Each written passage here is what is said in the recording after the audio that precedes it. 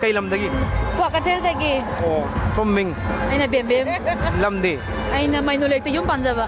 koi ani ma yum pan bi ba yum panjare khoi kay lam da pan bi ba Kaching da pa koi ming yu Manipur gi laifam gam ta hai bi ba Khagem pali dagi ai gi ming na lai mem surodori san ai ming Ranjana Nambol dagi ai ming mina ba ko ai laifam na narang thong khulem me kai dei oh song gi di ai na pa me so ko lang song gi ming ga ko Manipur kai di no hai bu gam ta hai bi ba ai ming loya ai wang gi digi yum da thok ta ba hai da le ko Ningol Chakouba gi yaw da ba se koi sahi kyang pha bi rage sahi taret som di tara sahi tara oh yam di kui re ne ko ado saina sahi tara tho udra ma tung da ko saina ga Ningol Chakouba gi celebration to ma se koi ge samna yam da ma koi Hyderabad se koi south le re koi Manipur north east yam lap na ko yam na sum bang ko le ba sa da yam na kai pho bi ge sam ti nuai som di nuai jai ado koi som je koi gi mong je koi gi Chakouba salu gum su ma le ba koi Chandon adagi Manipur ge pra traditional dress ado ngasi koi Chakouba gum ba chapi ru ga leibro au ngasi Chakouba saluraga negi thabal zila ine yam ti nuai som ju chama na bro chama ne koi se kai do bi no sei sa nurse ojai okay nurse oi ba ko au yam noi dai ta ba do ngasi gi thabal se koi gi nong se tang gi ta re ko ado song gi wakhan da kai phau bi ge noi ta ba kitang share to bi ya ga da nong tabagidi nungaite ado thaban si yenge da lakpane ado nong taramnina nungaite nong ta so dum thaban si chong adi phani kha da ko Hyderabad Manipur society na yam thina phajana yam phajaba thak da sille tawda bu koi laibak thi ba ha ga koi nong weather condition phatabe nong tare koi ising ga tum ure koi sa da kai phau bi gi sibo koi chur so dum thabada chong thok se na khalle ni koi Manipur den la koi lekhom tok ba nong ta ba koi khai de bi da chong ba da mai koi se su tok se sini hai ningi ko hoi madumak ni koi yam noi jai ta ba koi mayam su dum huju ba da koi interview lok pesa chong se na mayam loi hai ko ado hapetang segi kitang therapy da ko koi Manipur da thok ta ba chai kya muk sure koi ngasi se Ningol Chakouba numit chu oi ko ada Ningol Chakouba yaw da bana chai kya muk sure ado ngasi saina Hyderabad Manipur society na Ningol Chakouba numit ta koi gi thaban ga sin na koi gi mayam ga taw sum se sat kai mot isa gi kitang hai bi hoi Ningol Chakouba yaw do sum Manipur chai trai ni pan sure ba ko adana sum Ningol Chakouba numit ta thabal to sam nungai sum yung gi miss to sina compromise oi hai tar okay koi chai tare che am sang ma tam ni ne ko hoi mane ado ngasi akoi yum lom da akoi gi friend circle manung da koi Ningol Chakouba ga to bi ron tra ga ngasi kem to bi da bro yum lom da yum da tawe Ningol Chakouba mayam na Ningol Chakouba ko e okay dokina di kai to bi ra ke dokina si sawan na porang ngam ne okay ado mayam akoi mathen ding kai mathen to bi ge hapeta dum da habiu mathen singa thongba yen thongba adari iromba singju mayam tawe hai ta chagem pomba mayam tawe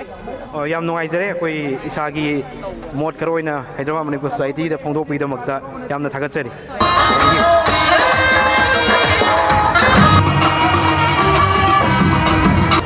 sumai tha ban silam ja simati yam nongai jai ko adu bo koina ja adu mod kin dele jare ko kopal no kin dele jare sumai na mai tim sa mayam thena bagi sim gathering sim ja yam nongai jai al song ge mo kham da kham ja ko koi gi yum na thok ta ba yum na thoga Ningol Chakouba ga yaw ta ba se kyam kui bi ra chai ani muksu jale chai ani muk Ningol Chakouba yaw so mang dre ba adu di dai da ngasi akoi Hyderabad Manipur society na ko dai da akoi chau ba de akoi ngam da akoi myam na akoi yam na are myam khai gan da na akoi na myam gi chani je sing myam gi da mak ta akoi na hona jara ga akoi khan da na akoi usina sina thaban na sin mangam dre ko ada se myam da ken mot akoi kai Hyderabad Manipur kai message pinning ge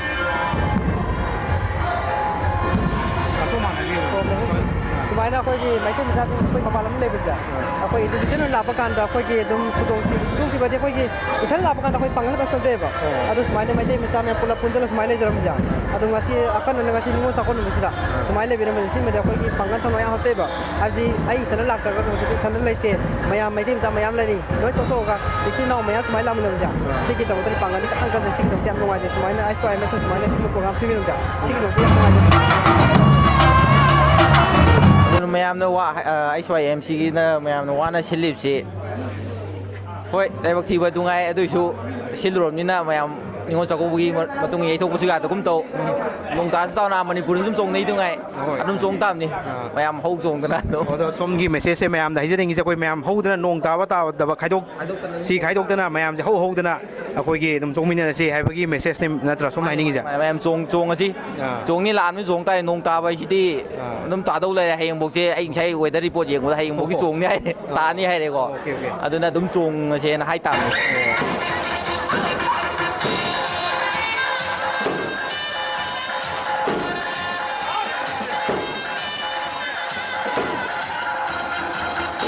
มาดิบูดิ ai boy ko we thawal lagi ne โอเคบบอย ไอ้นั่นเองนะปูตินเขาทวารตะวางตาไว้ โอเคทวารตะกี้บบปูตินคุยน้องกี่มิงกับตะมันดิบูเลยพงกัน ka el critical ya adu leifam na nagapal de โอเคนะครับ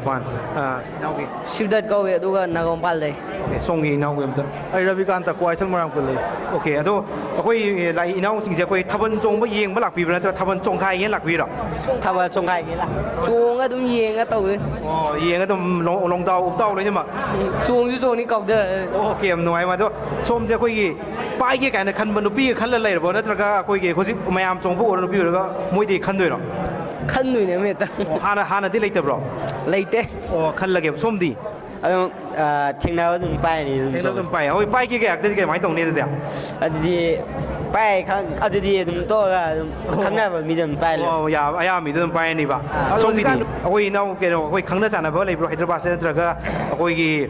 ฮานาตะกี้ก่อนพรีแพลนตัวก็ไปอะไรกี่กันไล่บ้านพิมพ์ซาหน่วย girlfriend กันเลยนะตระก้าขันด้วยรงก็เสียตา เลยเดี๋ยวสมทวารจงเวลาคนนั้น จงทับนจะมาขันเราต้องจงเดินตระก้าไม่ตรงนี้ สมมายามกีบิดตันงไอ้ทบเวลาคนนั้น ทับนจงไม่ได้ให้ก่อน ขนาดต้องให้ยามให้นิดเดียว ส่งกี่ดี same question ai ju le je de girlfriend ngai de จงไม่ได้คนนั้นปีที่ไปเลยตัวไอ้จ้ะ di thawal song ni ทับนจงเนี่ยไปนี่ yam nungai pho we su ma tor ma da โอ้ยสักวันนั้นเป็น สมัยนุ่งไอ้พอเวแล้ว adum ngai adu manipuri culture ma sida to wa dum khoi nungai bum phange dum mayang sing ju mayang sing ju dum khali ki si yu manipuri festival gu mani na mai khana na wa nungai yap nungai thabal to we โอ้ยมันนิ่งได้เนาะผมได้ตัวมินอะไรเนี่ยใส่ที่เอ็มตั้งกังจะเกะส้มที่ตั้งตัวซีเนียร์มาเลยตัวน่ะขังนั่นสั่นเอาไว้เลยปีละวันตระก้าวันนี้ตัวตระมายามสิกี้วันน่ะการเรียนงี้แต่ตัวหนักปีละวันตัว เวลาไอ้ที่จะทำก็เลยจำเนี่ยเส้นจัดเลยสมัย ยุ่มปันปีละบ่ บ้านเรียบซิงเกิลเลย ซิงเกิลเนี่ยบุสเตตัสเนี่ยอันนี้เราต้องฮบเลยเนี่ยก็ปัจจุบันต้องยิงไม่เอาไปแก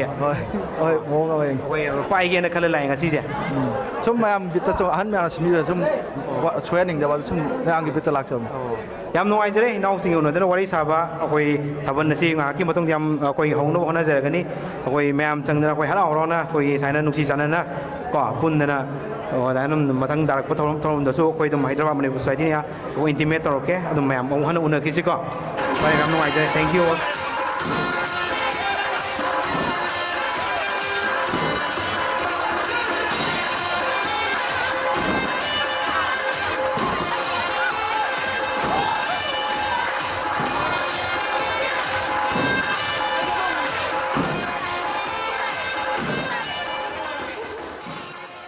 ไม่ต้องเสียยามน้อยมันพอเสีย Isana yang pana tau gimne ba do che ngasi da yo tangai ri bako ai yam da ke so na sida yo ไม่ใช่สิ่งที่จะทำจงจะยับที่หน่วยทำโมจะเป็นเลย cái đấy nó là nông chưa chú thà mình gió rồi ní ibung ba mẹ muốn rồi ní nó lại gì ngó